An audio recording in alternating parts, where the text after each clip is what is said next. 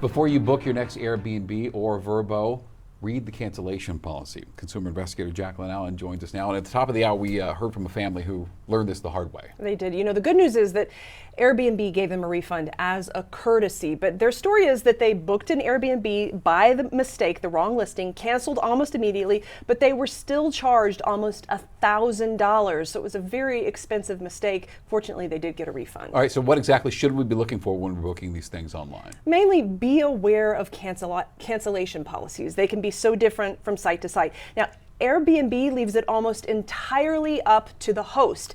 And there's a huge range. So there's a flexible cancellation policy. That's where you can cancel right up until 24 hours before and still get a full refund.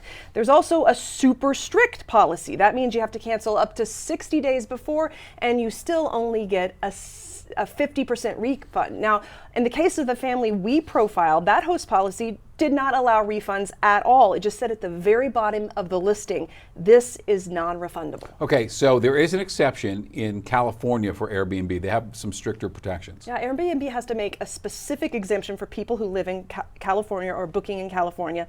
They passed a law that went into effect last year requiring hotels and short-term rentals to give people a 24-hour window for free cancellations if it's at least 72 hours before check-in. So if you book something by mistake in California, it won't kill your trip. I checked around though, I've not heard of anything like that being considered in Colorado. So basically, the best thing you can do is make sure you read those cancellation policies, be aware, because there is not much recourse for you if you book a listing by mistake and you want to cancel, and it can be a very expensive mistake. Very expensive. All right, glad you did the work for us on this one. Jaclyn Allen, thanks very much.